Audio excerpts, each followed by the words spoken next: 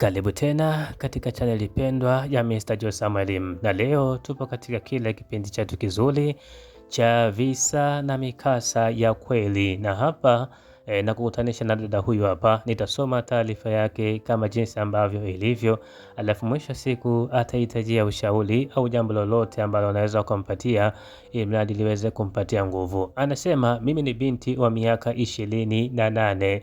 Nipo katika ndoa na ndoa yangu ina miaka mitatu. Tumejaliwa kupata mtoto na mtoto huyo ana mwaka 1.5, lakini hivi ambavyo ninaongea ni wiki moja sasa imepita, mume wangu ametutelekeza. Yaani kwa sasa hatumi matumizi yoyote, hajui kula kwetu wala kulala kwetu wala kuvaa kwetu, hata mawasiliano yamekuwa ni shida. Kiukweli hii hali inaniumiza sana, najiuliza maswali mengi sana, nashindwa hata nifanye maamuzi gani juu ya hiki ambacho kinaendelea. Basi baada ya hayo yote kutokea, nikaanza kuchunguza nini ambacho kimembadilisha mume wangu. Ndipo pale ambapo nikaja kugundua ya kwamba kuna mwanamke mwingine kwa sasa yuko naye, amempangishia nyumba, na huyo mwanamke amemkuta akiwa na watoto wawili, kwa maana mume wangu yuko anaishi na huyo mwanamke kwa sasa na anamhudumia yeye pamoja na watoto wake. Kitu ambacho kinaniuma zaidi katika moyo wangu ni kwamba ameacha kuhudumia damu yake na kwenda kumhudumia mwanamke na watoto ambao wana baba yao, kwa maana huyo mwanamke ambaye amemfikia amemkuta akiwa na watoto wawili.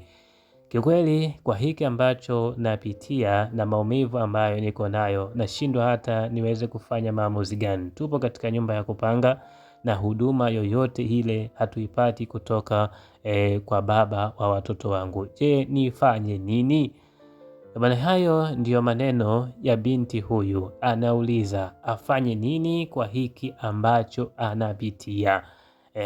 Kweli yawezekana kuna sintofahamu, ugomvi wa hapa na pale katika familia, ndoa. Haya ni mambo ya kawaida sana, mnaweza mkatofautiana kidogo, ugomvi fulani wewe unaweza kauona mdogo, lakini kumbe mwenzio anaweza kukuchukulia mkubwa sana, na mwisho wa siku akaenda kufanya maamuzi ya ajabu. Mimi cha kwanza cha kumshauri kabla ya kumleta kwenu ni kwamba kwanza angalie nini sababu au kosa ambalo amelifanya hadi wakafikia hapa. Unajua mwanamume hawezi akafanya tu maamuzi ya ajabu kama hayo, lakini yawezekana ndani yake kuna sababu ambayo imemfanya achoke na kwenda kuoa au kuishi na mwanamke mwingine. Kwanza dada, angalia sababu ambayo imepelekea mume wako aweze kuondoka. Lakini jambo la pili, fuata njia sahihi za kuweza kufanya majadiliano naye, na njia sahihi ita wakubwa zake.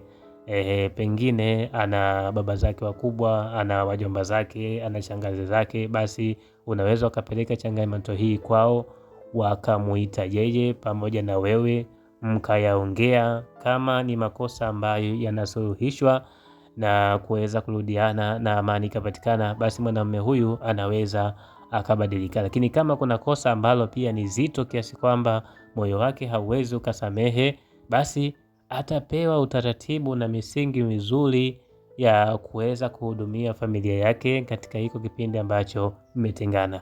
Lakini kama utalifanya hilo na bado ikaonekana mume wako anaendelea kukaidi, basi kwa kuwa mtoto ni wake, nenda ustawi wa jamii, kaeleze changamoto yako, watamuita baba wa mtoto, theni watampangia mpangilio mzuri wa kuweza kuhudumia mtoto wake, familia yake, na wewe utapata haki yako ya msingi ya kuweza kupata matunzo kutoka kwa baba huyo. Haya ni ya kwangu, lakini kwa wewe ambaye umemsikiliza dada huyu na kisa chake, je, una lipi la kumwambia na kumshauri? Weka komenti yako hapo, ataipata na ataifanyia kazi. Asanteni. Hii ni Mr. Josam Elimu na kipindi ni visa na mikasa ya kweli.